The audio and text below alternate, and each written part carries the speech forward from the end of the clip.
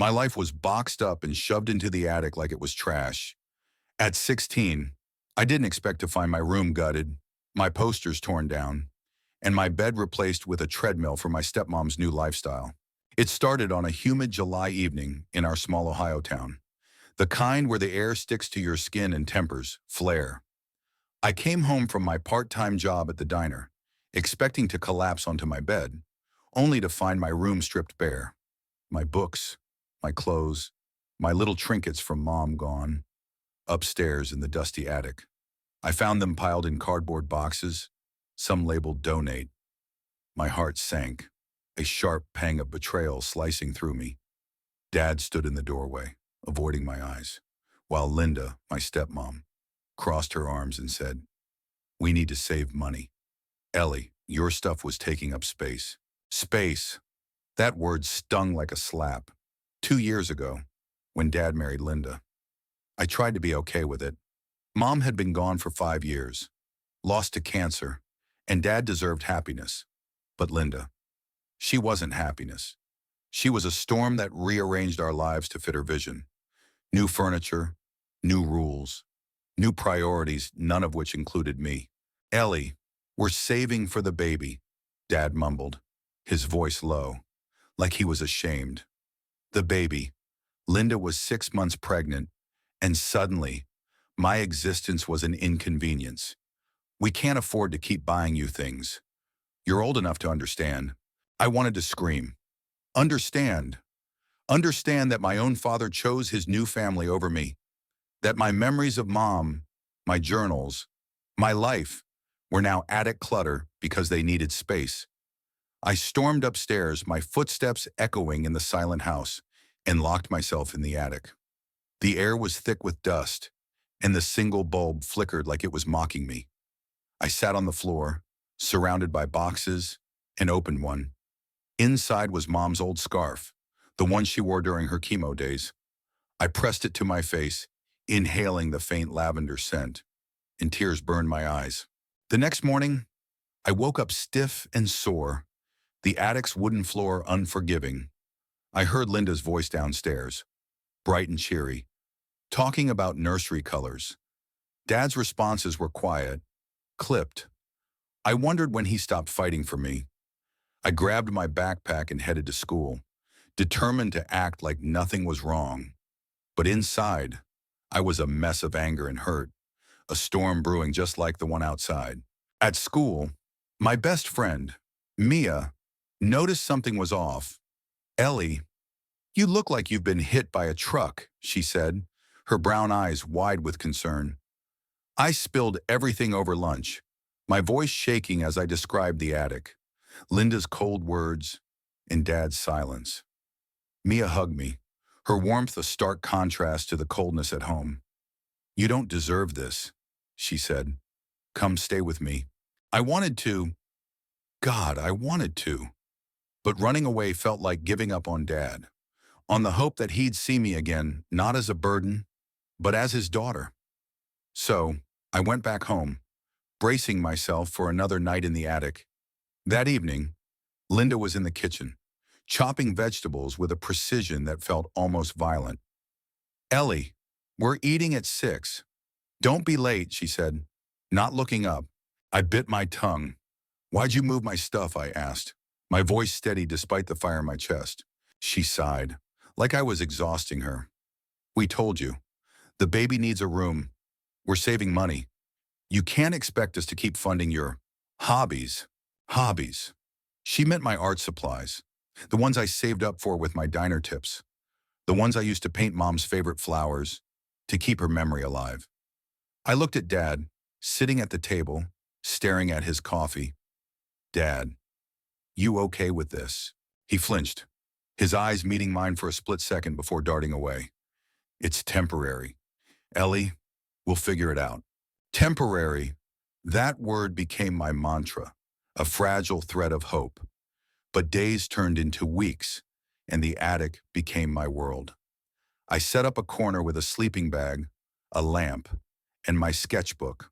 I drew furiously, pouring my anger into bold lines and dark colors. Each stroke was a rebellion, a way to scream without making a sound. One night, I overheard them arguing. Linda's voice was sharp. She's 16. Tom, she can get a job, pay her way. We can't keep coddling her. Dad's response was quieter, but it cut deeper. She's my daughter. Linda, I can't just... His voice trailed off, and I heard the clink of a glass. I wanted to barge in, to demand he finish that sentence. But I stayed frozen, clutching Mom's scarf. School became my escape. Mia and I started a plan.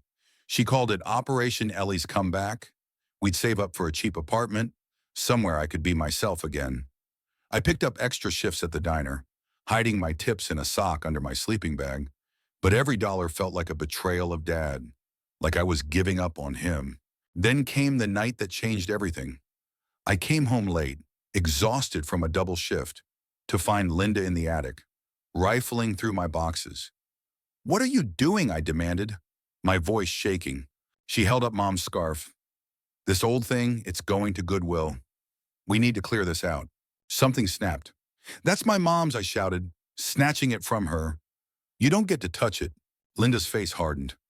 "Don't raise your voice at me. This is my house too." "Your house," I laughed, bitter and loud. "This was Mom's house.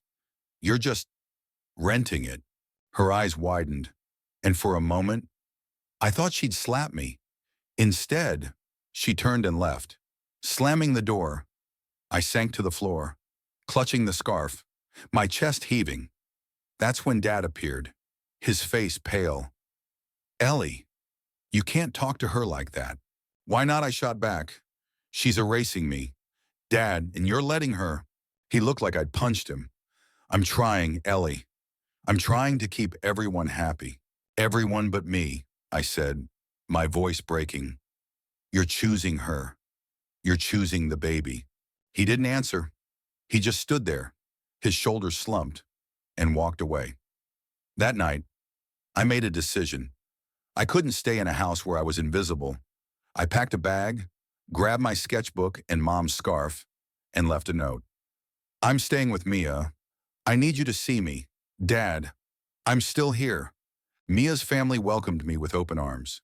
Her mom, a warm woman with a laugh like sunshine, set up a cot in Mia's room.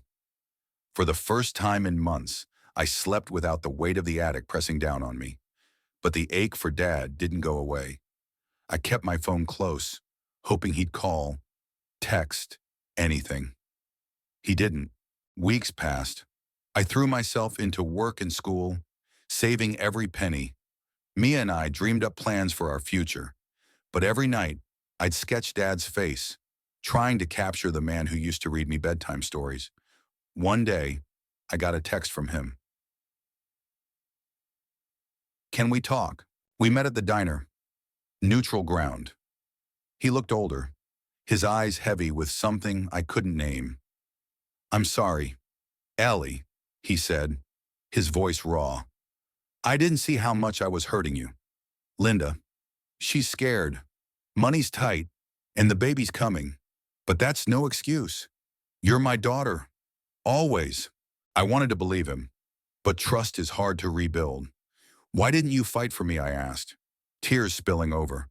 He reached for my hand. I was weak. I thought I could balance everything. "But I failed you. I'm here now. I want to fix this." We talked for hours, the diner emptying around us. He promised to move my stuff back, to make space for me. Linda wouldn't like it, but he said he'd handle it. I wasn't ready to go home yet, but for the first time, I felt seen. The road back wasn't easy.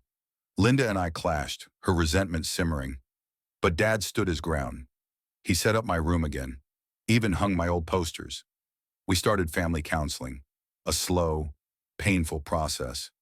The baby arrived, a tiny girl named Lily, and I found myself softening, holding her tiny hand, wondering if we could be a family again. But the scars remained. I learned to stand up for myself, to draw boundaries, to hold on to Mom's memory while making room for new ones. Dad learned too, his guilt pushing him to be better. Linda, she's still a storm, but I'm learning to weather it. This isn't a fairy tale. It's messy, real, and full of choices, some right, some wrong, but it's my story, and I'm writing the next chapter. What do you think? Where do you draw the line between family loyalty and self-respect? How do you decide what's just when love and money collide? Share your thoughts.